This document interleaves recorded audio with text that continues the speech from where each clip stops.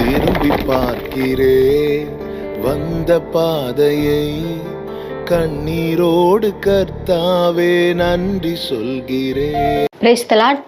ஆண்டவராய் இயேசு கிறிஸ்துவின் நாமத்தினாலே ஜாய் குட் நியூஸ் தொலைக்காட்சி நேயர்கள் உங்கள் ஒவ்வொருவரையும் அடிச்சொல் நிகழ்ச்சியின் வாயிலாக உங்களை சந்திப்பதில் நான் மிக்க மகிழ்ச்சி அடைகிறேன். இந்த நிகழ்ச்சியிலே அநேக தேவ ஊழியர்கள் நம் மத்தியிலே வந்து உடைய சாட்சிகளை நம்முடன் பகிர்ந்து கொண்டு வராங்க.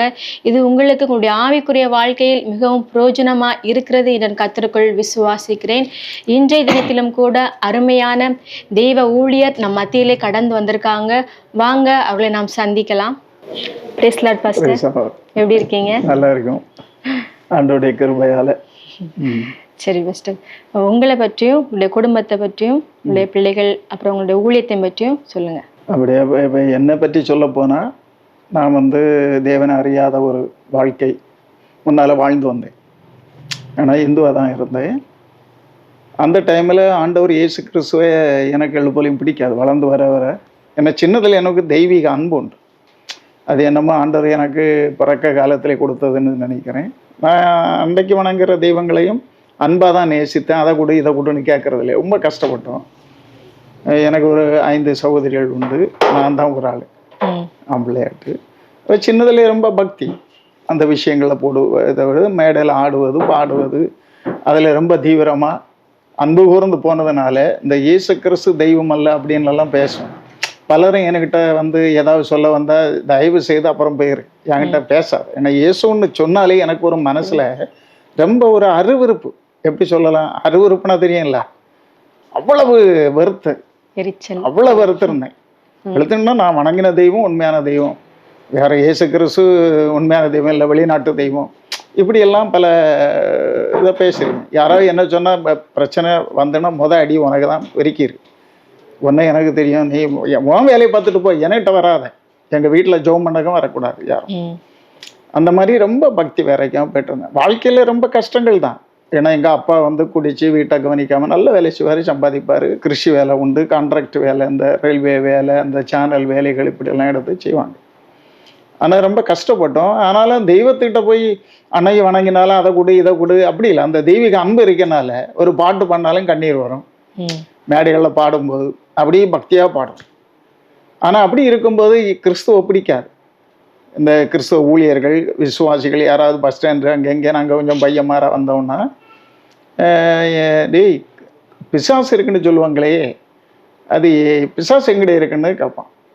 ஒருதான் அப்படி கேட்பான். நான் சொல்ல அது இந்த கிறிஸ்தவங்கள்ட்ட தான் இருக்குது, ஏன்னா அவங்க தான் பிசாசுன்னு சொல்கிறாங்க அப்படின்னு ஒரு நையாண்டி அடித்து பேசிட்டு கேட்டுட்டு அவங்க எல்லாம் இருப்பாங்க. அப்படி போகும். ஆனால் அதே பிரச்சனை தான் வீட்டில் வந்தது. ஏன்னா எதை விதைக்கிறாயோ அதை அறுப்பான்னு சொன்னபடி அதே பிரச்சனை வீட்டில் வந்தது. வீட்டில் பயங்கர பிரச்சனை ஆச்சு. அப்படின்னா அந்த சாத்தானுடைய போராட்டம், கொல்லுவதற்கு இரத்த பலி கொடுத்து அனுப்புனது. அப்போ பிசாசு சொல்லுது, ஒரு சகோதரிக்கு மேலே அப்படி ஒரு நாள் எனக்கு இந்த பிசாசுனாலே தெரியாது. நான் ரொம்ப பக்தி. அப்போ இப்படி ஒரு பிரச்சனை வீட்டில் கஷ்டம், இப்படி ஒரு போராட்டம். இளைய தங்கச்சி ஒரு சும்மா அவளுக்கு என்னென்ன சாப்பிட முடியாது, வாந்தி பசையாக வந்துகிட்டு இருக்கு. வேற அவளுக்கு பிரச்சனை இல்லை, செத்து போவானே நினைச்சோம்.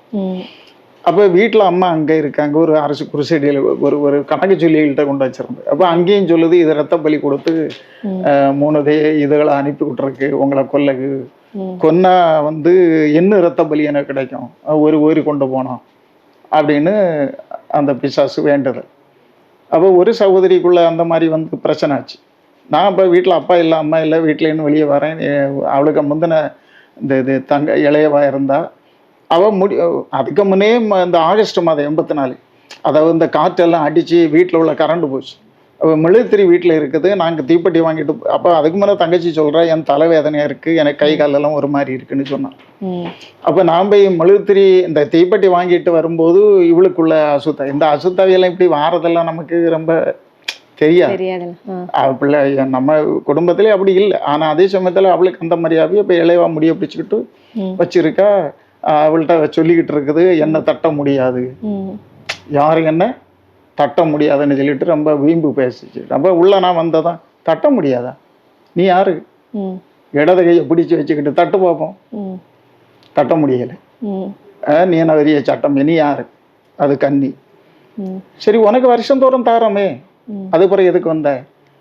அது 6 தடவை மந்திராதம் செய்து விட்டு குடும்பத்தை எல்லாம் வருமானத்துக்கு எடுக்க, அது உண்மை. ம். எங்கள் ஃபாதர்லாம் நிறைய சம்பாதிச்சார், கோடி கணக்கில் இப்போ இருக்கலாம், ம். பல கோடிகள். ஆனால் எல்லாம் அவர் வீட்டுக்குன்னு தர மாட்டேன். வீட்டுக்கு வந்து தங்கச்சி எல்லாம் வயசுக்கு ஒரு வயசுக்கு ஒன்று ஒன்றா உள்ளது. ஆனாலும் எங்களுக்கு சாப்பாட்டுக்கு வழி இல்லாமல் இருக்கு. இவர் தரமாட்டேன். 10 ரூபாய்க்கு போய் நிற்பையும் கிடைக்காது, இவ்வளோ ரூபா கிடக்கும். அன்னைக்கே வருஷம் என்ன ஆகுது, 84. கிட்ட என்ன ஆச்சு கிடக்கும். அதுக்கு முன்ன எனக்கு 22 வயசு, 18 வயசு, 16 வயசு அந்த டைம். பிறகு நான் வந்து வேலைக்கு இறங்கி அப்படி ஆயிட்டு அந்த டைமில் இப்போ கேட்டால் அப்போ வருஷம் என்ன ஆகுது. அப்போ அன்னைக்கெல்லாம் ஒரு 10 ரூபான்னா எல்லாமே 2 நாள் 3 நாளைக்கு வாங்கிடலாம், அப்படி உள்ள காலம்.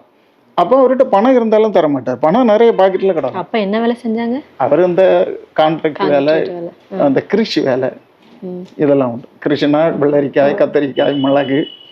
ஆமாம், வண்டி ஒரு வண்டி நிறைய 20 சாக்கு 25 சாக்குன்னு கரங்களுக்கு போகும் மண்டே மார்க்கெட்டுக்கு. அப்போ நானும் அதில் கிடந்து உழைப்பு தான், சின்னதுலேயே உழைப்பு அப்படி போய்ட்டு. ஆனால் இப்போ அன்னைக்கு வந்து 10,000 5,000 ரூபாய்க்கு விற்றுன்னு சொன்னால் வீட்டுக்கு வர்றது 200 300 ரூபா தான் வரும், பாக்கி பைசா வராது. அந்த மாதிரி. ஆமாம், அப்படி அந்த இது சொன்னபடி அந்த ஆசீர்வாதத்தை அவர் கொண்டு வர்றது எல்லாம் தட்டிக்கிட்டு இருந்தோம். அப்போ இது சொல்லிச்சு, நீ யாரும் இப்படி அதை இப்படி இப்போ ரத்த பலி, அதையும் சொல்லு, ரத்த பலி கொடுத்தா அனுப்பி இருக்கு. செய்தது யாரெல்லாம் 3 பேரா சார்ந்து, அதெல்லாம் நான் சொல்லலை. அது எல்லாம் நன்மைக்கு. அது நான் இன்னைக்கு நினைக்க அப்படிதான், நன்மைக்கு. ஆண்டவர் என்ன ரட்சித்தார் இல்லையா அப்படின்னு சொல்லிச்சு. பிறகு அதை அப்படி மறைச்சு எனக்கு மறுநாளே எனக்கு காய்ச்சல். எனக்கு இருக்கே தெரியாது. அன்னைக்கு நல்லா வேலை செய்வேன், நல்லா எக்ஸசைஸ் பண்ணுவேன், மேடைகளில் டிஸ்கோ டான்ஸ் ஆடுவேன், நோட்டு மாலையெல்லாம் வந்து அந்த சின்ன வயசு 22 அந்த டைமில் 23 வயசு அப்படி எல்லாம் தீவிரமாக போயிட்டு இருந்தேன். அப்படி பலமாக இருந்தனால 2 நாள் வேலை செய்கிறேன். ஆனால் எனக்கு இந்த டயர்டு, வேலை செய்த டயர்டுன்னு தான் நினச்சேன். கடைசியில் எனக்கு வர முடியாது வீட்டுக்கு. லட்சுமி மரத்தில் ஒரு சார் எனக்கு படிச்சிருந்தவருக்கு வீட்டில் வேலை, பூச்சி வேலை. அப்போ அதை ஒரு பைக் வந்து கொண்டு வீட்டில் விட்டார். எங்கள் வீட்டு பக்கம் தேவராஜ கம்பவுண்டர்னு ஒரு ஆள் உண்டு, சவுதியில் இருந்தவங்க, இப்போ இல்லவங்க. அவங்க தான் எனக்கு சிகிச்சை பண்ணுவாங்க, என்னை நேசிப்பாங்க. ஏன்னா நான் சின்னதுலேயே மற்றபடி எனக்கு இந்த பிரச்சனைகளோ எனக்கு கெட்ட பழக்கங்களோ கிடையாது. இந்த பக்தியில் தான். ஏன்னா அம்மா ஒழுக்கமாக வளர்த்தாங்க, கண்டிஷன் பண்ணி வளர்த்தாங்க. அஞ்சனத்தில் ஒரு பயலாக இருந்தாலும் ஒழுங்காக இருக்கணும், இல்லைன்னா ஆண்டவனே உயிரை எடுத்துட்டு அவனே அடி தந்துட்டு சொல்லுவாங்க. சரியா அடி தருவாங்க. 6 மணிக்கு வீட்டில் இருக்கணும், அங்கே இங்கே போனால் அந்த கண்டிஷன் அப்படி வளர்த்தாங்க. திடீர்னு சொல்லிக்கிட்டு இந்த மாதிரியான எனக்கு 2 இன்ஜெக்ஷன் வந்து அவர் போட்டார், எல்லாம் நடந்தது. அந்த வேகத்தில் எனக்கு குறைஞ்சிது. ஆனால் நைட்டு ஒரு 11 மணி ஆகும்போது குளிர், காய்ச்சல் பயங்கரம். அன்னைக்கு ஆஸ்பத்திரி கொண்டு போகிறக்கு வழியில் அப்பா இப்படி. அன்னைக்கு சொந்தங்கள் யாரும் எல்லாரும் கைவிட்டாங்க.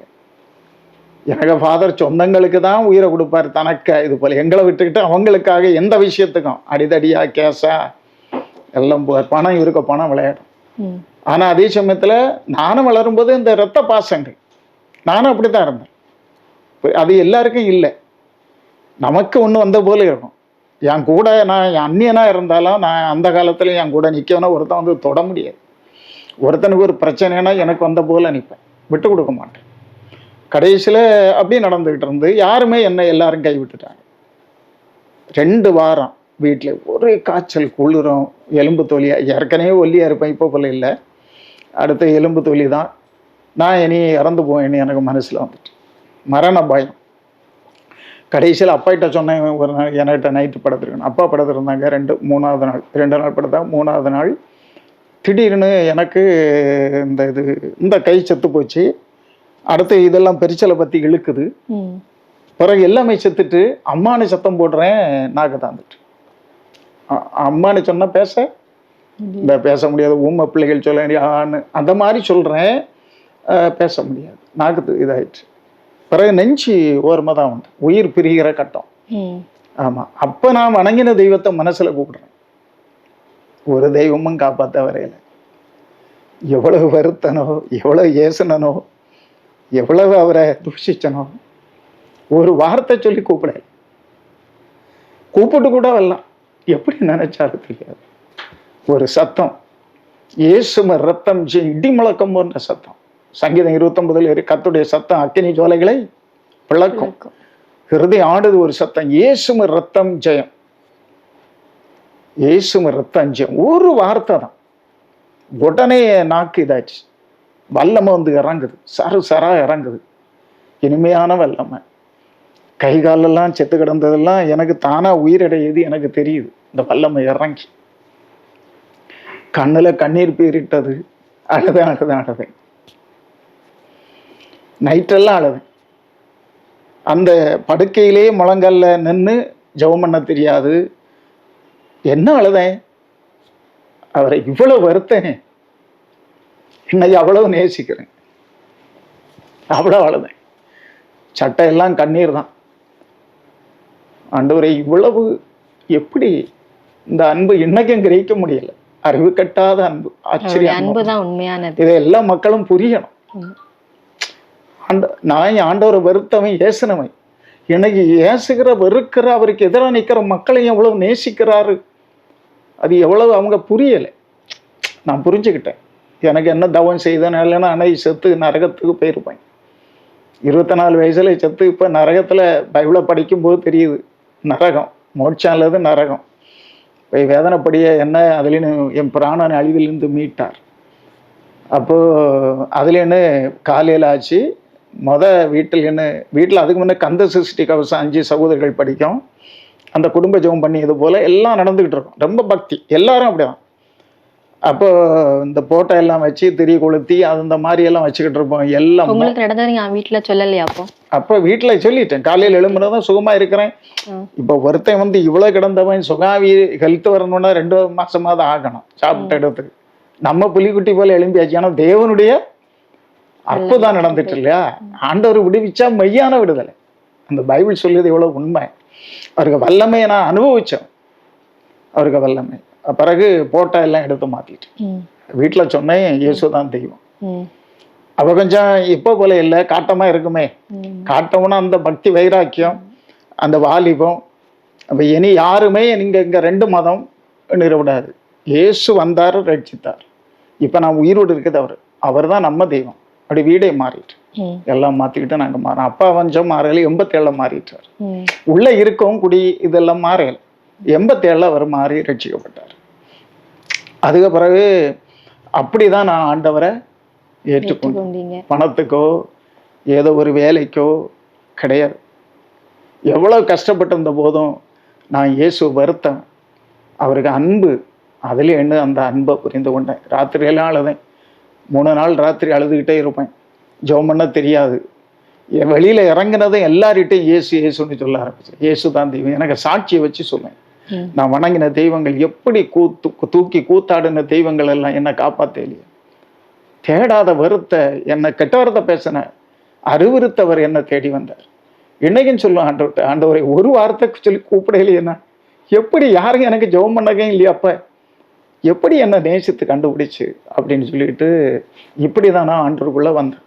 ஆண்டவர் என்ன ரட்சித்தார். இந்த அனுபவத்திற்கு பிறகு ஆண்டவருக்காக நீங்க என்ன செஞ்சீங்க? அதுக்கு பிறகு நான் சொன்னேன் இல்லையா, வெளியில வந்தா எல்லார்கிட்டையும் சொல்ல ஆரம்பிச்சு. யாரையும் விட மாட்டேன். வேற போற இடத்துல முதலாளியோ வீட்டு முதலாளியோ, ஏன்னா பைத்தியக்காரனை போல பேசும். என்ன சொல்லுவேன், உனக்கு பைத்தியமா, வேலையை 2 ஆளுக்கு வேலையை செய்திருவேன். வேலையை நடக்கும், ஆண்டோடைய வார்த்தையும் சொல்லிடும். அவர் தான் மெய்யான தெய்வம். இன்னைக்கு அதான் சொல்றேன் ஜனங்களுக்கு, நம்ம மெய்யான தேவனை ஜனங்களை அறிய. ஆமா, நம்மளை ரட்சிக்க திராணி இல்லாத தெய்வங்கள்னு பைபிள்ல இருக்குது. எப்படின்னா, இவர் தான் மரித்து உயிரோடு எழுந்தவர், மரணத்தை ஜெயித்தவர். நமக்காக, அவருக்காக இல்லை, மனுஷனுக்காக, எல்லா மக்களுக்காக. அந்த மரித்து உயிரோடு எழுந்ததுனாலதான் எனக்கு அந்த ஜீவன் கிடைச்சு. அவர் என் பாவத்தை சுமந்து எல்லாம் சுமந்து வேதனைப்பட்டு அவரே விடுவிச்சிட்டார். அதனாலதான் நமக்கு அந்த சுகத்தை ஆண்டவர் தந்தார். அவர் அப்படி வந்து மனுஷனுக்காக இந்த பாடுபட்டார் இயேசு. அவருக்கு அன்பை தியானம் பண்ணுனா சொல்லி தீராது, பாடி தீராது, துதிச்சு தீராது. இந்த அன்புக்கு ஈடாக நான் எது செய்தேன்னு சொல்லக்கும் தகுதி கிடையாது. உயிரை கொடுத்தா கூட தகுதி கிடையாது, ஈடாகாது. அவ்வளவு அன்பு ஆண்டவர் மக்களை நேசிக்கிறார். இந்த அன்பை ருசிக்கணும், அப்பதான் தெரியும். அதுலன்னு போற இடம், வேலைக்கு போற இடம் எல்லாம் சொல்லுவேன். அப்படி சொல்லிட்டு வீட்லயும் ரொம்ப கஷ்டம், எல்லாரும் மாறினா. ஆனா என்னைக்கு வந்து ஆண்டவரை ஏற்றுக்கொண்டோமோ எங்க வீட்டுல பட்டினி பணம் மாறுச்சு. அதுல ஏன்னா ஒவ்வொரு நாளும் கஷ்டப்பட்டு தான் போவோம். அப்பா நிறைய பணம் வச்சுக்கிட்டு இருந்தாலும் அவருக்கு வீடு முக்கியம் இல்லை, சொந்த பந்தங்கள் அவங்களுக்கு கேசா, அவங்களுக்கு பிரச்சனையா நிறைய பேர் உண்டு. அப்போ யார் சகோதரம் உண்டு, ஒவ்வொருத்தருக்கும் என்னென்ன பிரச்சனை, வேற வேலையும் நல்லா நடத்துவார் செய்வார், நல்ல அந்த திறமை உண்டு. அப்படி தான் போயிட்டு இருந்தேன். ஆனால் என்னைக்கு ஆண்டவர் ஏற்றுக்கொண்டோமோ அண்ணிலேன்னு தேவன் எங்களை கைவிடலை. அண்ணிலேன்னு சூழ்நிலை படிப்படியாக மாற ஆரம்பிச்சு. நானும் வாழ்வ சாவு அவருக்கே கொடுத்துட்டேன். இப்பயும் அப்படிதான், என் உயிரும் உடலும் உமக்கு தான். ஒரு பாட்டை எழுதிருக்கேன், என் உயிரும் உடலும் உமக்குத்தானே ஏசப்பா. ஏன்னா அவர் என்னை ரட்சித்த அன்பை குறிச்சு, நான் உயிருடன் இருப்பது உங்க இரக்கம் உங்க கிருபைன்னு ஒரு பாட்டை, என்னையா நேசித்தீர், என்னையா தேடி வந்தீர் என்ன ஒரு பாட்டு எழுதியிருப்பேன். படிக்கிறீங்களா பாட்ட? நான் உயிருடன் இருப்பது உங்க இரக்கம் அப்பா, நான் உயிருடன் வாழ்வது உங்க கிருபை அப்பா, நான் உயிருடன் இருப்பது உங்க இரக்கம் அப்பா, நான் உயிருடன் வாழ்வது உங்க கிருபை அப்பா. அன்பே அப்பா பிதாவே, அன்பே என் இயேசுவே, நான் உயிருடன் இருப்பது உங்க இரக்கம் அப்பா, நான் உயிருடன் வாழ்வது உங்க கிருபை அப்பா. என்னை நினைப்பதற்கு நான் எம்மாத்திரம் தேவனே, என்னை நினைப்பதற்கு நான் எம்மாத்திரம் தேவனே, என்னை விசாரிப்பதற்கு நான் எம்மாத்திரம் தேவனே. இன்னொரு சென்ஸ் வரும், என்னையா தேடி வந்தீர் என் இயேசு ராஜாவே, என்னையா நேசிக்கின்றீர் என் அன்பு தெய்வமே, நான் உயிருடன் இருப்பது உங்க இரக்கம் அப்பா, நான் உயிருடன் வாழ்வது உங்க கிருபை அப்பா. இன்னும் பல சென்சார்கள் உண்டு. ஆனா இதெல்லாம் கண்ணீரோட அன்பை நினைச்சு தியானம் பண்ணி பாடுற பாட்டு, நிறைய பாட்டுகள் எழுதியிருக்கேன் அந்த புக்கை தான், ரட்சிப்பின் கீதங்கள். இன்னும் அதை விட இன்னொரு பங்கு பாட்டு இருக்கு. அப்ப என்னன்னா, அப்படியே வாழ்க்கையை அர்ப்பணிச்சிட்டேன் ஊழியத்தை. இனி உமக்கு தான், நான் என்ன செய்யணும் அப்படியே முழுவதும். வீட்டில் இப்போ அப்போ எனக்கு ஒரு அக்காளுக்கு தான் கல்யாணம் ஆகிருந்தேன், 4 பேருக்கு ஆகலை. இப்போ இவ்வளோ பாரம் இருக்குது வீட்டில். அப்போ ஆனாலும் எனக்கு என்ன ஆச்சுன்னா, அது பெரிய பொருட்டல்ல, என் ஆண்டவருக்கு தான். ஏன்னா நான் உயிரோடு இருக்கிறது அப்படியே ஆண்டவரை தேட ஆரம்பிச்சு இதெல்லாம் சொல்லப்போனால் நிறைய அனுபவங்கள் வரும். ஆனால் சிம்பிளாக சொல்கிறேன், ஆண்டவர் என்ன அப்புறம் ஊழியத்துக்குன்னு அர்ப்பணித்த போது ஆண்டவர் சொன்னார், உன் வேலை இன்னும் வரையலை, நீ வேலையை செய், நான் கூப்பிடுவோம். அப்போ அப்படியே நடக்கும்போது 90 நான் பஹ்ரைன் போனேன் 5 வருஷம். அங்கே தேவன் எனக்கு ஊழிய பயிற்சி கொடுத்தாரு, சபை அனுபவங்களை கொடுத்தாரு. உன்னை பணம் சம்பாதிக்க எங்க கொண்டு வர இல்லை, உன்னை சோதித்து பார்க்க என்னை நிப்பேன்னு சொன்னார். எனக்கு அவ்வளவு பாடுபட்டாங்க, அவ்வளவு சோதனைகள் எல்லாம் எனக்கு இருந்தது. ஆனால் சபை அனுபவங்கள், அங்கேயும் சுவிசேஷம், யாரையும் விட மாட்டேன், வேலையை இழந்து வருவேன். போகிறமா எனக்கு சொல்லுவேன், அவரு நாளை உனக்கு வேலை இல்லைப்பா உறங்கிட்டு போன்னு சொல்லுவார், வேற இடத்துக்கு போ அந்த மாதிரி சொல்லுவார். பஸ் நிற்கும் பிற வண்டி வேணாம், அங்கே தெரியாத இடங்க தூர இடம் விட்டு வந்தோட வண்டியாரி வாரக்கும் தெரியாது, சம்மண்டு ஓடி போய் சாதனத்தை எடுத்துட்டு ஓடுவேன். வண்டியில் ஏறும்போது சொல்லுவார், அவரையும் விட மாட்டேன். இயேசுவை சொல்லியே வேலை பணம் அது ஒன்றும் நான் பார்க்கறதில்ல. இன்னைக்கும் எனக்கு ஒரு கூட்டம் ஆத்மா பல்லவத்துக்கு என்ன முடிஞ்சால் கொண்டு வரேனப்பா, அதுதான் நோக்கமே தவிர எல்லாமே எனக்கு பணம் தேவை இருக்குதுன்னு சொல்லிட்டு பணத்துக்காக ஓடியதே இல்லை. அப்படி போகும்போது ஆண்டவர் பஹ்ரைனில் இருக்கும்போது என்ன ஆண்டவர் ஊழியத்துக்கு அழைச்சார். என்கிட்ட ஜவஹர் சாமுவேல் ஊழியக்கார் வந்திருந்தார்.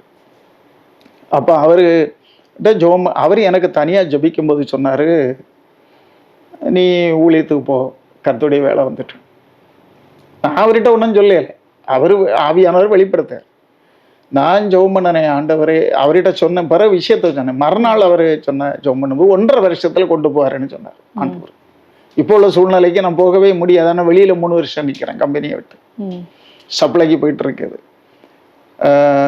அப்படி அந்த டைம் வரும்போது ஆண்டவர் என்ன அப்பதான் அழுதேன், ஆண்டவரே ஒரு கோலும் கையுமா அவர் போனார், யாரு யாக்கோபு. 5 வருஷம் ஒரே அடியா இருந்துகிட்டு வாரேன், ஒன்றும் இல்லாமல் போறேனே ஆண்டவரே. அப்பதான் சொன்னாரு, பணம் சம்பாதிக்க உன்னை கொண்டுறதில்ல, ஊழியர் பயிற்சி. அங்கேனா என்னன்னா சபையும் இல்லை, ஒன்றும் ஆண்டவரே நடத்தி வந்தார். இன்னைக்கும் அப்படிதான். எனக்கு அனுபவமே தேவனை நானும் தான். அது அவரே நடத்தி வந்தார். அப்போ அவர் சொன்னார், நான் என்னன்னா இங்கே உள்ளவங்கள்ட்ட எல்லாம் தீர்க்க தரிசனங்கள்ட்ட தலையை கொண்டு கொடுத்துருவேன், தீர்க்க தரிசனம் கேட்கணும் அப்படி இப்படின்னு சொல்ல ஒன்றும் நடக்காது. சத்தியத்தில் வரும்போது தான் மாற்றத்தை வந்து கொண்டே இருந்தது. உங்களுக்கு புரியுதா? சும்மா நம்ம சத்தியத்தை அறியாமல் சும்மா ஒரு சுவிசேஷத்தோட போய் சாட்சி சொல்லுவது, கூட ஒத்துழைக்கிறது, இப்படி தான் போயிட்டு இருந்தது. எங்கேயாவது மேடையில் ஒரு கன்வென்ஷனாக நான் போய் கேட்பேன், எனக்கு ஒரு சாட்சி சொல்லணும், அப்படி இடம் கொடுப்பாங்க. ஒரு கண்ணீரோட தேவனுடைய அவர் என்னை ரட்சித்ததை சொல்லும், யார்கிட்டையும் சொல்லுங்க. இப்படி தான் போயிட்டு இருந்தது. கடைசியில் பஹ்ரைனில் போய் தான் சபை அனுபவம். 3 வருஷம் ஆண்டவர் கொடுத்தார். கொடுத்துட்டு அவர் சொன்னார், உன்னை பணம் சம்பாதி கொண்டு இல்லை பயிற்சியை கொண்டு வந்தேன், ஏனி உன்னை சோதித்தாரேன் தான், நீ எனக்காக என்னை நிற்பேன்னு சொன்னார். அது பிறகு ஊழியத்தை நான் சொன்னேன், ஆண்டவரை தீர்க்கதரிசிகள் சொல்லி நான் ஊழியத்துக்கு எப்படி போகிறது? தீர்க்கதரிசிகள் சொன்ன உடனே நான் போக முடியாது, எனக்கிட்ட நீர் பேசும் அப்படின்னு ஆண்டோட்ட. கண்ணீர் தான். இப்போ ஜோமையெல்லாம் எப்பெல்லாம் கண்ணீராக தான் இருக்கேன். இப்போ தான் குறைன்னு சொல்லி குறைச்சிருக்கேன். இன்னும் இந்த சளி அப்படி இப்படின்னு கஷ்டப்பட்டுருவோம். சில சமயம் ஜோம் பண்ணிக்கிட்டு அன்னைக்கு 2 நாள் எழும்ப முடியாது, அப்படி இருக்கும். சளியும் அந்த கஷ்டங்களும் உடம்புக்கு இருக்கும். ஏன்னா இதயத்தை ஊற்றியது. ஒருக்கா சொன்னார் ஒரு ஊழியரை கொண்டு, உன் கண்ணீர் ரத்தமாக பூமியில் விழுந்துருக்கு, ஆனால் அதுக்கேற்ற ஆத்மா உனக்கு என்ன வரையலைன்னு சொன்னார். அவருக்கு ஒரு வேலையை வச்சிருப்பாரு, தந்திருக்காரு, ஆனாலும் அந்த அளவு இல்லை. அப்போ என்னென்னா அதில் என்ன வீட்டுக்கு வரணும். அந்த டைம் வரும்போது அங்கே உள்ள பெரிய பெரிய ஆட்கள், நான் உனக்கு வேறு வீட்டை பேசலாம், அவர் வந்து ஒரு என்னென்ன ஷேக், அவர் வந்து இந்த அரசு இதில் வந்து ஒரு பொறுப்புலையும் உள்ளார். அவர் வந்து பயங்கர ஆள். அவருக்கு பேர சொன்னாலே அவர் இந்த சொன்னாலே எல்லாரும் விலகிடுவாங்க. எனக்கு நாயகம் பிரதர்னு ஒருவர் உண்டு, ஃபேமிலி அங்கே இருந்தார். அவர் எனக்காக ஜெபம் பண்ணி அழுது. அவருக்கு ஒய்ஃப் வந்து இந்த சேக்குமாருக்கெல்லாம் ஹாஸ்பிட்டலில் வேலை. அவங்க ஃபோன் பண்ணி சொல்லி அவங்க கூப்பிட்டு இவங்களை வந்து நான் ஜெபம் பண்ணிட்டு போனேன் விஷயத்தை இப்படி சொல்லி, சரி அவர் இந்த வீட்டுக்கு விட்டுருவாருன்னு சொல்லும்போது தான் நான் வெளியே வந்தது. அது நிறைய விசுவாசிகள் சொல்லி தான் வெளியே வந்தது. சபையை போயிட்டு இருந்தானா சொன்னதான் என்னமோ ஆண்டவருக்கு ஒரு பெரிய அதிசயம். அவர் சொன்னபடி காரியங்கள் நடந்து, ஆண்டவர் சொன்ன தீர்க்க தரிசனத்துக்கு 2 நாளைக்கு முன்னே நான் வீட்டுக்கு வந்து நிற்கிறேன். எல்லாரும் ஆச்சரியப்பட்டாங்க. எல்லாரும் அங்கே கொண்டு எங்கே விடுவாங்க, பிளைன் ஏற்றி விட்டுட்டாக்க வருவாங்க. எனக்கு ஒரு நாளைக்கு முன்னையே எனக்கு பாஸ்போர்ட்டு எல்லா ஐட்டமும் கையில் கிடச்சி. அதெல்லாம் தெய்வனுடைய பெரிய அதிசயம். அப்படி வந்து 3 வருஷம் ஊழியம் செய்யலை. ஊழியம் செய்யாமல் கல்யாணம் ஆச்சு. கல்யாணம்னு 36 வயசில் கல்யாணம். கல்யாணம் ஆச்சு. ஊழியத்தை செய்யலாம்னா வீட்டிலையும் கல்யாணத்தை பிறகு எல்லாரும் என்கிட்ட ஒத்துழைப்பு இல்லை. வீட்டில் வந்து ஊழியம் தொடங்கக்குள்ள சூழ்நிலை இல்லை. ஆனால் எனக்கு தேவன் வெளிநாட்டில் வச்சு காட்டுனது என்னன்னு சொன்னால், எனக்கு ஊழியத்துக்கு போகணும்னு சொல்லிட்டு அவர் பேசும்போது, ஆத்த மக்களை உனக்கு தருமைன்னு சொல்லும்போது, எனக்கு வீடு பக்கம்தான் காட்டினார் ஆண்டவர். எனக்கு காட்டி ஒரு பெரிய வெள்ளைக்காரர் வராரு, கையெல்லாம் கட்டிட்டு வந்து வெள்ளைன்னு ஒரு ஆளை வந்து சொல்லியாரு, நீ அங்கங்கே அலையாத ஊழியத்தை தொடங்கு. வேறு ஊழியத்தில் சேரக்குள்ள சித்தம் இல்லை. நான் ஆண்டவர் வட இந்தியா அப்புறம் இங்கே முளத்துக்கு 3 இருக்குது. ஒவ்வொருத்தன் என்ன சொல்கிறேன் இது கிடையாது எனக்கு. ஆனால் ஊழியம் வந்து ஊரில் தான். ஆனால் இங்கே எனக்கு வாய்ப்பு இல்லை. அவர் 2 பிள்ளைகளும் பிறந்து ஆண்டவர் 2 பிள்ளைகளை தந்தார். ஒருத்தனுக்கு 1.5 வயசு 2 வயசு இருக்கும், அடுத்தவனுக்கு பால் குடிக்க பருவம். இந்த டைமில் 3 வருஷம் தள்ளி போட்டாச்சு. ஆனால் ஆண்டவருக்காக சிலர் சொல்லுவாங்க இல்லையா, என்ன வந்து வேலை செய்து ஊழியம் செய்யலாம். நான் அப்படி தான் செய்துட்டு இருந்தேன். எந்த நேரமும் ஒரு டைமு கிடைச்சா அவரை சொல்லக்கு எங்கேயும் ஓடிடுவேன். அப்படி தான் இருந்தேன். ஆனால் ஆண்டவர் சொன்னார், ஃபுல் டைம் நீ 3 வருஷம் தள்ளி போட்டுட்ட, இனி வந்து உன்னை கொப்பளங்கள்னால் பாதிப்பேன், கொல்ல மாட்டேன், படுக்கையில் போட்டுருவேன்னு சொன்னார். வெளிப்படுத்தினார். அப்போ தான் ஒய்ஃப்கிட்ட சொன்னேன், பாரு எனக்கு ஏற்கனவே ஊழிய அழைப்புண்டுன்னு தெரியும். இப்போ சொன்னேன் இப்படி, சரி ஒப்பு கொடுப்போம் ஆச்சு. ஏன்னா நிறைய பேர் ஒப்பு கொடுக்காம பிறகு நோய் பிடிச்சி ஆண்டவரை இனி காப்பாற்றோம் பின்ன அப்படி சொல்லி வந்த உண்டு சாட்சிகளை கேட்டிருக்கேன். ஒப்பு கொடுத்துட்டோம். அப்போ வீட்டில் தான் ஜெப கூட்டம் தொடங்கணும், ஒத்துழைப்பு யாரும் இல்லை. அதனால என்ன செய்தேன்னா நெய்யூரில் ஒரு சகோதரிக வீட்டில் அந்த ப்ரேயரை ஆரம்பிச்சு 4-5 வரை ஆரம்பிச்சு. அப்படி 2 வருஷத்துட்டு போகும். வருமானம் ஒன்றும் இல்லை, யாருக்கிட்டையும் காணிக்க வீடு வீடாக இன்னைக்கு அலைய மாட்டேன். நான் இன்னைக்கும் சொல்ல, எனக்கு அந்த பணத்துக்காக நான் ஜெபம் பண்ண போக மாட்டேன். அப்படின்னா நான் வேலை செய்வேன். அப்படிதான் எனக்கு இது. ஏன்னா பலரையும் நிந்தித்து பேசுவோம். அப்போ அந்த பாஸ்டர் மட்டும் சொல்ல மாட்டாங்க. அப்போ எனக்கு இதெல்லாம் தெரியும், நிறைய பேர் பழிக்குது. நான் இன்னைக்கும் அப்படிதான் கூப்பிட்டா, இப்போ யார் கூப்பிட்டாலும், ஒரு இந்து கூப்பிட்டாலும் போனால் ஜெபம் பண்ணியிருக்கேன். அதெல்லாம் பண்ணு. ஒரு நோயா ஜெபிக்க சொன்னால் அவங்க நம்பிக்கையோட கேட்டால் ஜெபிப்பேன், சுவிசேஷம் சொல்லுவேன். பிறகு அப்படி ஊழியம் தொடங்கி என்னாச்சுன்னு சொன்னால் அப்படி போயிட்டுருக்கு. ஜெபக்குழு 1.5-2 வருஷத்துக்கிட்ட ஆகும். ஒரு வழியும் இல்லை. ஒய்ஃபு உருப்படியெல்லாம் ஊழியத்தில் போடுறேன். நெய்யூர் மண்டபத்தில் மாதத்தில் ஒரு கூட்டம் நடத்துகிறேன். பாதி தேவை தான் சந்திக்கப்படும், பாதி கையிருப்பு தான். இனி எனக்கு அன்னைக்கு 100 ரூபா எடுத்தா எனக்கு அன்னைக்கு 1000 ரூபா கையில் வந்த போல. அவ்வளோ இது வெளியில் சொல்ல மாட்டேன் கஷ்டத்தை. இன்னைக்கு அப்படிதான், வெளியில் நம்ம சொல்லக்கூடாது. நான் சபையிலையும் சொல்லுவேன், உங்கள் கஷ்டத்தை யார்கிட்ட சொல்ல போறீங்க? தேவன்கிட்ட சொல்லுங்க. நீங்கள் கஷ்டத்தை பேசினா யார் உங்கள் ஆண்டவரை தேடி வருவா? உங்கள் பிரச்சனையை தீரையில அப்போ ஆண்டவருக்கு நாம் தூஷிக்கப்படும். இப்போ எனக்கு அன்னைக்கு இந்த கஷ்டப்படுவது எனக்கு பெரிய விஷயமா தோணையில்லை, புரியுதா? ஏன்னா அந்த அன்பு, தேவ அன்பு எனக்குள்ளே இருந்தல. சின்ன பையனுக்கு பால் வேண்டி கொடுக்க முடியாது, டின்னு வேண்ட முடியாது. அப்படி ரொம்ப அந்த சூழ்நிலை எப்படி ஆண்டவரை தாண்டி வந்தேன்னு இன்னைக்கு எனக்கு சொப்பனை கண்ட போல இருக்கு, சொல்ல முடியாது. ஒரு ஆஸ்பத்திரியில் ஒருவருக்கு ஜெபம் பண்ண போனால் 100 ரூபா எடுத்து நீட்டுவாங்க, அன்னைக்கு வாங்க மாட்டேன். ஸோ நான் என்ன நினைப்பேன் என் மனசில், இவர் நாளை இறந்து போனால் இவருக்கு தந்த ரூபாய்க்கில் நான் டீ குடித்தா சரியாகுமா? அவருக்கு ரத்தத்தை குடித்த போல இல்லையா இருக்கும் எனக்கு இன்னைக்கும் அப்படி தான். அப்படின்னா சுகம் ஆன பிறகு நீங்கள் காணிக்க கொண்டு வைங்க. ஆண்டவர் நான் ஜெபம் பண்ணினேன், உங்களுக்கு ஒரு அற்புதம் நடக்கணுமே, சுகம் கிடைச்சாம உங்கள்கிட்ட பணம் எதுக்கு நான் வேண்டேன்? அப்படி எல்லாம் இருந்தேன்.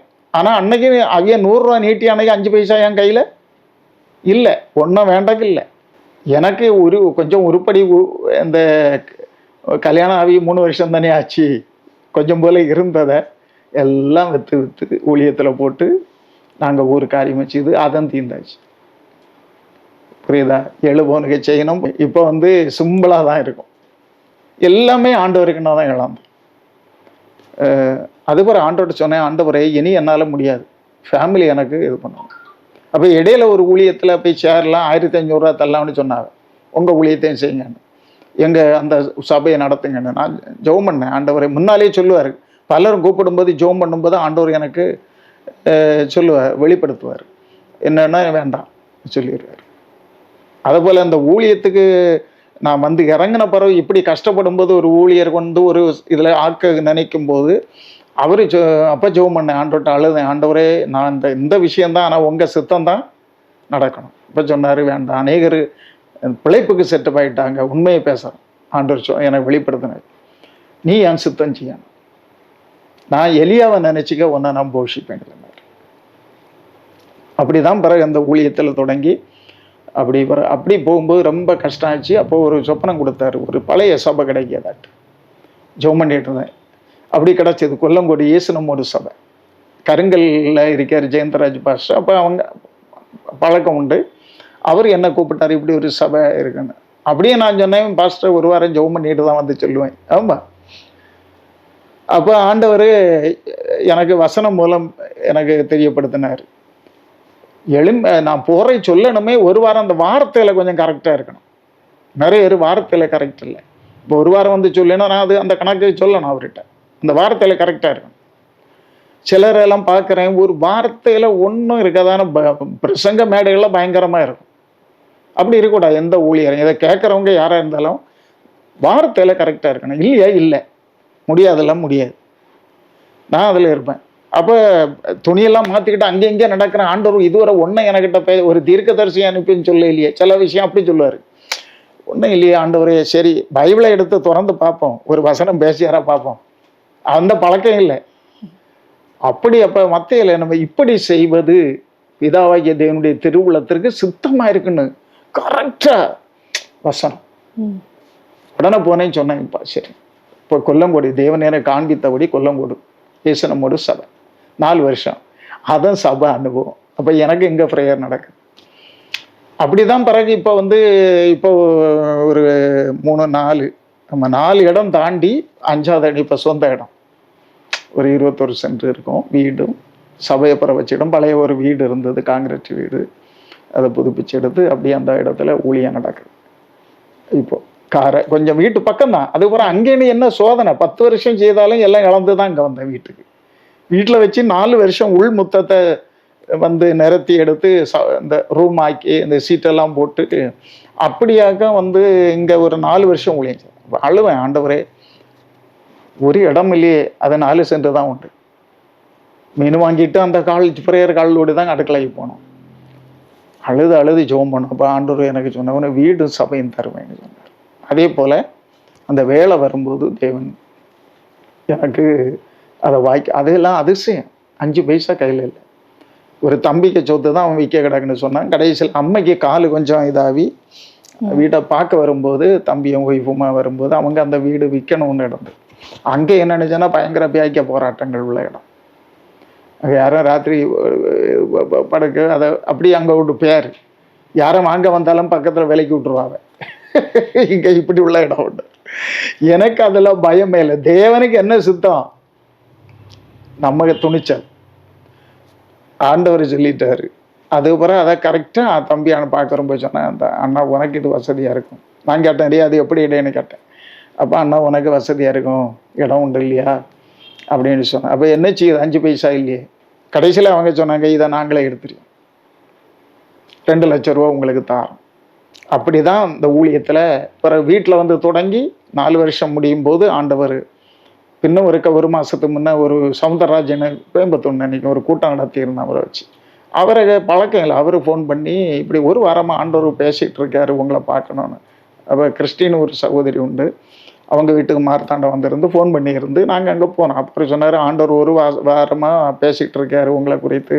நாங்கள் கன்வென்ஷனுக்கு நடத்தின போகிற அவர்கிட்ட ஒரு நாள் 10 வருஷம் ஆகும்.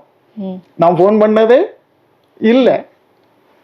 அவர் ஃபோன் பண்ணி இப்படி சொன்னார், நீங்கள் இப்படி ஆண்டவர் சீக்கிரம் தர போகிறாரு அப்படின்னு சொன்னார். முன்னால் சொன்ன அந்த இதுக்கு அடுத்து சொன்னார, நீங்கள் ஜெபம் பண்ணும்போது இயேசுவின் நாமத்தில் போன்னு சொல்லாமல் கட்டளை கொடுத்து ஜெபிக்கணும்.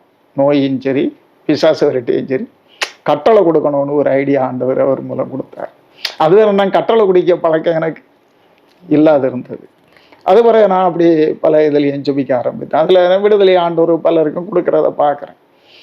அப்படி தான் ஊழியத்தில் நான் என்னைக்கு நடத்திக்கிட்டு இருக்கிறோம். இந்த கொல்லங்கோட்டில் 4 வருஷம் அதன் பயிற்சி. ஆமாம், அந்த ஊழிய பயிற்சி தேவனே கொண்டு. சிலர் படித்த போவாங்க 5 வருஷம் 3 வருஷம் அப்படி ஒரு பாஸ்டர் பட்டம். இது அப்படி இல்லை. உடச்சி நொறுக்கி என் குணத்தையும் மாற்றி, கோப குணம் உண்டு. 2 தோளையும் தான் 2 தடவை தான் பொறுப்பேன். 1000 பேர் இருந்தாலும் பயப்பட மாட்டேன். அதுக்கப்புறம் பயப்பட சாவக்கோ எதுக்கும் பயப்பட மாட்டேன். அப்படி உள்ள ஒரு குணம். ஆனால் தேவன் என்னை உடைச்சி நொறுக்கி என்னை பரிசுத்தப்படுத்தி என்னை அனுபவத்தில் கொண்டு போட்டு அடித்து நொறுக்கி சவுட்டி மிதிச்சு சொல்லலாம் ஒரு வழியில் கொண்டு வந்தார். அது ஒரு விஷயம். இனி ஒரு விஷயத்த நான் சொல்லணும். எங்கள் அப்பா அம்மாவுக்கு கல்யாணம் நடந்தது. பிறந்தது அக்கா. அக்கா பிறந்தடி சொன்ன உடனே அப்பாய எலே நீ வேலை செய்து எப்படிடா பொம்பளை பிறந்திருக்காங்க எல்லாம் பலரும் கிண்டி இருப்பா அவளா இருக்கேன். இல்லை இவருக்கு என்னமோ தெரியல, அம்மையை அதில் என்ன கொடுமைப்படுத்த ஆரம்பித்தார். அம்மைக்கே கஷ்டப்படுத்த ஆரம்பிச்சிட்டாரு. பொண்ணு பிறந்துட்டு இப்போ நிறைய பேர் இந்த பொண்ணு பிறக்கைகளுக்கு சொல்லுங்க, புரிஞ்சுக்கிடுங்க. இதை கொஞ்சம் எல்லாம் கவனமாக கேட்கணும் எல்லாரும். ஏன்னா எங்கள் அனுபவத்தை சொல்கிறேன். அம்மா சொல்லுவாங்க, இதெல்லாம் வளர்ந்து அறிவு வந்த பிறகு சொல்லுவாங்க, அழுவாங்க. அப்போ இவங்க ஆண்டவனே இனி உள்ளது இனி அடுத்த பிள்ளை ஆணா தந்துடணும், அதுக்கு பிறகு உள்ளதெல்லாம் பொண்ணா பிறந்தாலும் ஒன்றும் இல்லையா அப்படின்னு சொல்லி இவங்க கேட்டிருக்கு. அப்போ நான் அடுத்து ஜனிச்சேன். அதுக்கு பிறகு பிறந்ததெல்லாம் பொண்ணு தான். 5 பொண்ணு ஒரு ஆண். அப்போ நான் ஜனிச்சாலும் ஜனிச்சது இல்லைன்னா அம்மைக்கு பின்னும் கொடுமை. ஏன்னா முன்குறிச்சப்பட்ட ஆள் இல்லையா உள்ள இருக்குது, சாத்தானுக்கு தெரியும் இல்லையா? ஆமாம் ஆமாம், அவனுக்கு நல்லா தெரியும். அதுக்கு நிறைய விஷயம் உண்டு, இப்போ எனக்கு டைம் இல்லை. இது ஒன்றையும் சொல்கிறேன், சாத்தானுக்கு தெரியும் உள்ளது எனக்கு அனுபவத்தில் உண்டு. நான் பேவரட்டி அந்த பிசாசு சொன்னது காரியம், உன் புருஷன் வந்து இயேசுக்கா பாட போகிறானே, அதுக்கு அழுது அவன் இவனுளையெல்லாம் வீட்டில் இருவுள்ள இருத்திடணும், ஒன்றையே நான் வந்து வியாதியை போட்டு கொன்னுடணும், கொன்னுட்டு அந்த வீட்டில் இருக்கலாம்னு எல்லாம் பிசாசு பேசிச்சு. அப்போ வந்து அழுது. அதை போல் 3வது மாதம் அவர் பாட தொடங்கிட்டார் ஆண்டவருக்கு. அப்போ அதுக்கு தெரியுது இல்லையா? இப்போ யாரை தேவன் சந்திக்க போகிறாரு, யார் ரட்சிப்புக்குள்ள வராங்க, இதெல்லாம் அவனுக்கு, அவன் ஞானவான், தானியேலை விட ஞானவான். ரகசியமானது ஒன்று அவனுக்கு மறைபொருள் அல்ல அது. அப்போ என்ன தெரிஞ்சிருக்கு, அதில் என்ன கஷ்டம்? அப்போ அப்போ விவசாயம், இந்த வெள்ளரி வயல் அது இது. அம்மா வந்து ஒரு நாள் நான் 6 மாதம் வயிற்றில் இருக்கும்போது அந்த சாப்பாடு கொண்டு அப்பாக்கி போகிறாங்க. மத்தியானம் போகிற இடத்துல, அது ஒரு காரைன்னு சொல்லக்கூடிய ஒரு இடம், அதில் போகிற இடத்துல திடீர்னு ஒரு சர்ப்பம் பயங்கர நீளத்தில் வந்து தலை இப்படி நிற்கிது. படம் எடுத்து அவைய தலைக்கிட்ட வரும். ஆண்டவான்னு சொல்லிட்டு ஒரு பனையை எல்லாம் கீழே போட்டுட்டு கட்டி சாந்து பிடிச்சிருக்காரு. அப்படியே 5 நிமிஷம் நிற்குதான் கொத்தாம நின்றுக்கிட்டு 3 கொத்து கீழே இவ்வளோ தாச்சை இருக்கும்னு சொன்னாங்க. சொன்னு கோவத்தில் 3 கொத்து கொத்திக்கிட்டு திரும்பி போச்சு. அன்னைக்கு அவியலை கொத்தி இருந்தேன்னா அம்மையை நானே செத்துருப்போம். 2வது, என்னை பிரசவிக்கு முன்னால் அப்பா அம்மையை 3 நாளைக்கு முன்னால் கதவு பூட்டி முன்ன வராந்தையில் போட்டுட்டு போயிட்டார். அவரெல்லாம் மற்றைகளுக்கு கூட தானே அந்த மாதிரி. அப்போ அக்காளுக்கு 1.5 வயசு, இவங்க பட்டினி. அப்போ வந்து இவர் எனக்கு அப்பா இப்படி போட்டுட்டு போயிட்டார். சாத்தாஞ்சியை கிரிகளை பார்த்துனுங்க, நம்மளை அழிக்க கற்பத்தில். அப்போ 3வது நாள் ஆகும்போது இவங்க நினைக்கிறாங்க, அங்கே காரையில் தான் ஒரு கிணறு உண்டு, பெரிய கிணறு, அக்காளையும் தூக்கி போட்டுட்டு நம்மளை நைட்டு சாகணும். அப்போ எனக்கு மாமா வசதி உண்டு, அம்மைக்கு அண்ணன் ஒரு அண்ணன் நல்ல வசதி சொத்துக்கள் உண்டு. அவர் சொன்னார், நீ வந்துரு, உனக்கு ஒரு இடத்துல வீடு வச்சு தானே, வரமாட்டேன், கொண்டவனோட வாழ்ந்தாலும் செத்தாலும் அவனோட. சரி, அன்னைக்கு அம்மா இப்படி தான் சொன்னாங்க. அன்னைக்கு நைட்டு திட்டம் போட்டுரு. அப்போ என்ன நடந்ததுன்னா, ஆண்டவருக்கு முன்குறிப்பு என்ன, அவருக்கு காப்பாற்றணும் அப்படின்னு உள்ள இதுக்கு நான் சொல்ல வரேன். அன்னைக்கு நான் இதை சிந்திப்பேன். அப்போ ஆண்டவர் ஞானராஜ் அவர் வீட்டுக்கு நம்ம வந்திருக்காரு. இங்கே சூழ்நிலை அறிஞ்சதும் அவர் ஊழியக்காரங்க, அப்போ வாலிபப்ரா. அப்பா எங்கே போய் கண்டுபிடிச்சாங்களோ கொண்டு வந்துட்டாங்க. கொண்டு வந்து அன்னைக்கு அப்பா வீட்டில் படுக்கிறார். அன்னைக்கு விடிய காலம்தான். அம்மா சொல்லுவாங்க, ஒரு தாடி வச்ச ஒரு ஆள் வெண் வசரத்தோடு வந்து நின்று 2 தட்டு தட்டின சமயத்தில் விடிய காலம், நான் பிறந்தேன், நீ பிறந்த அப்படின்னு சொல்லுவாங்க. எனக்கு இது கொஞ்சம் அறிவு வந்த பிறகு இதை சொல்லும்போது இன்னும் அந்த தெய்வங்கள் மேல அன்பு. நான் ஆண்டவருக்குள்ள வந்த பிறகுதான் ஒரு நாள் சிந்திக்கேன், கலண்டர்ல ஒரு மேப்பனை போல தாடி வச்சுக்கிட்டு இயேசுவை போல, அதெல்லாம் சும்மா படமா இருந்தாலும் நான் அம்மிட்ட சொன்னேன், அம்மா அன்னைக்கு வந்தது இது ஆண்டவர் இயேசு வந்தது அன்னைக்கு. அப்ப என் லைவ்ல 3 தடவை என்ன கொல்ல பார்த்துருக்கேன். தாயின் கருவில் 2 தடவை, கடைசியில் 24 வயசுல சாகு. ஆண்டவர்களை வந்த பிறகு எத்தனை மரண கண்ணிகளை கொண்டு வந்தான், என்ன செய்ய முடியும்? ஆண்டவர் ஒரு மனுஷனை குறித்து ஒரு திட்டமும் நோக்கும் அந்த சித்தம் இருக்கும்போது அழிக்க முடியும், ஒன்றும் செய்ய முடியும். ஏன்னா அந்த சில கஷ்டங்கள் வரும், போராட்டம் வந்துடும், கொல்லணும்னு அவன் நல்ல வகை தேடுவான். அப்போ வந்து ஆனால் ஆண்டவர் விட மாட்டார். ஏன்னா அவருக்கு சித்தம் செய்யது வரல. இயேசு கிறிஸ்து கூட சொல்லுவார்ல, அந்த நரிகிட்ட போய் சொல்லு, 3 நாள் ஒரு தீர்க்கதரிசி எங்க விழ போவது இல்லை, அவ்வளோ நரிகிட்ட போய் சொல்லு, அந்த பரிசையும் சதவீதம் சொல்லுவார். அப்படிதான் தேவனுடைய திட்டத்தை நம்ம நிறைவேற்றணும். தேவனுடைய திட்டத்தின்படி நம்ம நின்னோம்னா தேவன் நிச்சயம். கஷ்டம் உண்டு, பாடு உண்டு, எல்லாருக்கும் உண்டு. அதை நினைச்சுக்கணும். பாடுபட்டாதான் ஆளுக. நிறைய நினைக்கிறாங்க இயேசு ஏற்றுக்கொண்டா அங்கே பெரிய 5 மத்தையில மதக்கியது என்னமோ, அதெல்லாம் சும்மா, அது சாத்தானம் கொடுப்பானே. இப்போ நான் சொல்லட்டா, இந்த இயேசுவை ஏற்றுக்கொள்ளாதவன் தான் பெரிய கோடீஸ்வரனா இருக்கான். அதனால தேவன் நம்மளை கைவிட மாட்டாரு, நம்மளை உயர்த்த தான் செய்வார். ஆனால் நம்ம நோக்கம் அவரை சந்தோஷப்படுத்தணும், துக்கப்படுத்தக்கூடாது, பிரியமா வாழ, நம்ம குணத்தை மாற்றணும். நம்மளை இன்னும் என்ன நம்மளை வந்து இப்போ நம்ம குணமாறக்கு தான் சிலர் பல தான் சொல்லுவாங்க, வீட்டுக்குள்ளே தான் சில காரியங்கள் நடக்கும். அப்போ அது எதுக்கு? நம்மளை அங்கே தான் உடச்சி சரி பண்ண நம்ம ஆண்டவர் என்ன உருவாக்குகிறார் அப்படின்னு. இப்படி தான் ஆண்டவருக்குள்ளே நான் வந்தது. எவ்வளோ காரியங்கள் உண்டு. ஊழிய பாதையிலேயே நான் வந்தது.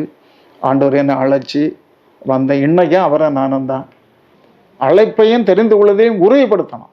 அப்படி இருந்தனால தான் என்ன நான் நிற்கிறேன். இன்னைக்கும் எவ்வளோ பிரச்சனை வந்தாலும் அவர் பார்த்துக்கிட்டாரு. எவனையும் எதுக்க இதுவரை விட்டதில்லை.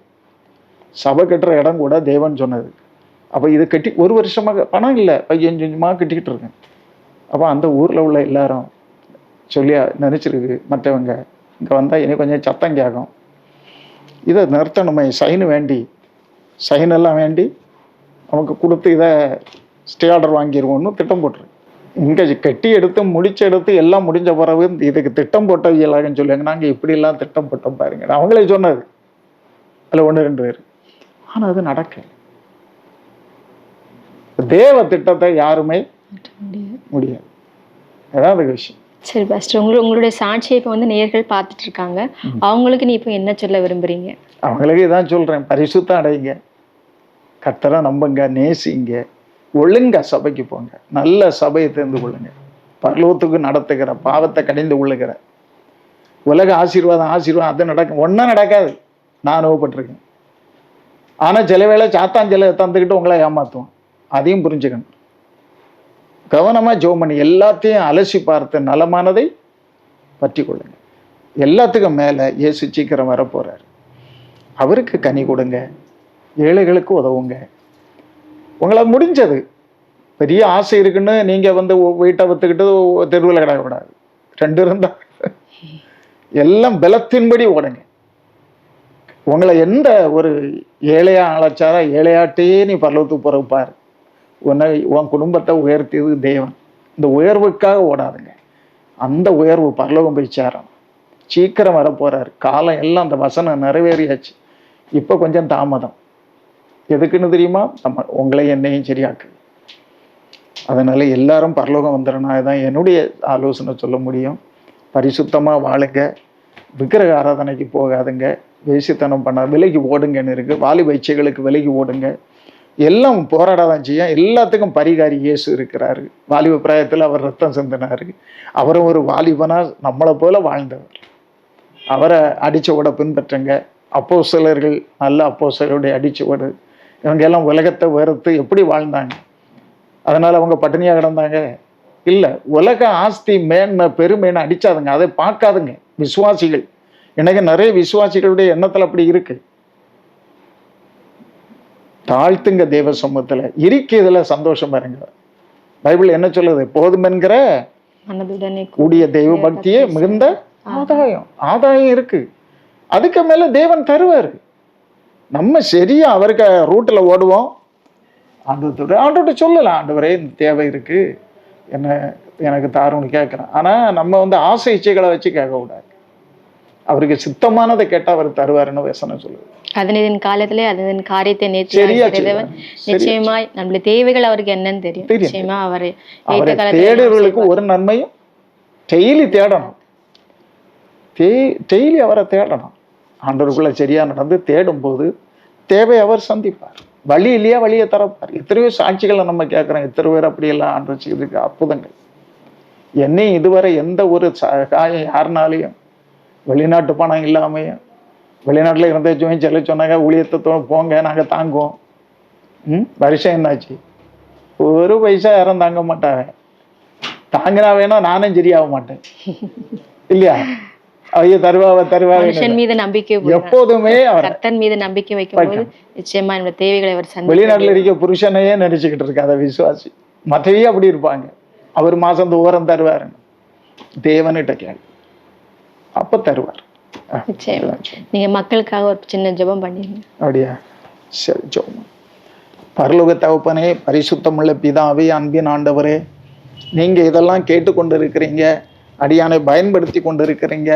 அதற்காக ஸ்தோத்திரம் ஸ்தோத்திரம். உங்க நாம மகிமடையட்டும். இந்த காரியங்களை எல்லாம் தொலைக்காட்சி வழியாக கேட்கிற பிள்ளைகள், ஆண்டவரே, யூடியூப் வழியாக கேட்கிற மக்கள் அனைவரையும் கர்த்தர் ஆசீர்வதி. அவங்கள தொடும். ஆண்டவரை ஒரு ஆத்மா கெட்டு போகுது உமக்கு சித்தம் இல்லப்பா. அவங்க வாழ்க்கையில அற்புதங்கள் நடக்கணும் ஆண்டவரே. உம்மை நம்பி உம்மை தேடி கொண்டிருக்கிற மக்களுடைய வாழ்க்கையிலும் ஒரு அதிசயம், இந்த சாட்சி, இந்த அனுபவங்கள் அவர்களை உயிர்ப்பிப்பதாக. ஆண்டவரை கேட்கும் போதே அவர்கள் மேல அபிஷேகம் இறங்குவதாக, வல்லமை இறங்குவதாக, அதிசயங்கள் நடப்பதாக. கேட்கிற மக்களுடைய சரீரத்துல உச்சந்திலிருந்து உள்ளங்கல்வியில உடைய அபிஷேக தைலம் இறங்க வேண்டும் என்று ஜெபிக்கிறேன். ஆண்டவரை இதை கேட்கும் போதே அவங்க துக்கம் சந்தோஷமா மாறணும்ப்பா.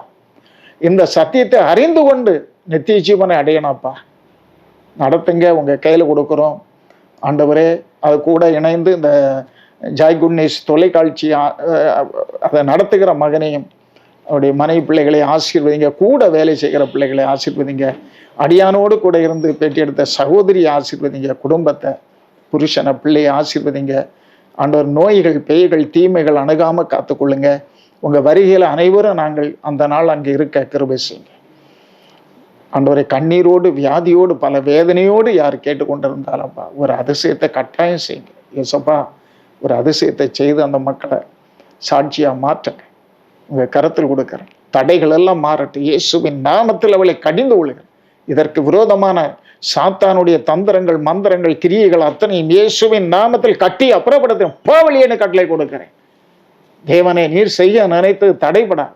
நீர் சகலவற்றையும் செய்ய வல்லவர் என்பதை நீர் விளங்க பண்ணுவதற்கு நன்றி. துதி, கனம், மகிமை உமக்கே. இயேசு கிறிஸ்துவின் நாமத்தில் வேண்டுகிறேன் ஜீவனுள்ள பரிசுத்தமுள்ள நல்ல பிதாவே. ஆமென், ஆமென், ஆமென். God bless you. Thank you pastor. உடைய சாட்சி நிச்சயமாக எங்களுக்கு ரொம்ப பிரயோஜனமாக இருந்துச்சு. இன்னும் நீங்கள் கத்தருக்காக அநேக ஊழியத்தை செய்யணும், அநேக ஆத்துமாக்களை நீங்கள் ஆதாயம் பண்ணணும். எங்கள் சேனல் சார்பாக நிச்சயமா நிச்சயமா எங்களுடைய சிறிய அழைப்பையும் ஏற்று இங்கே வந்து எங்களுடைய சாட்சியை நீங்கள் பகிர்ந்து கொண்டீங்க. ரொம்ப நன்றி. நேயர்களே, இவ்வளவு நேரமாய் பாஸ்டர்களின் சாட்சி நீங்கள் கேட்டீங்க.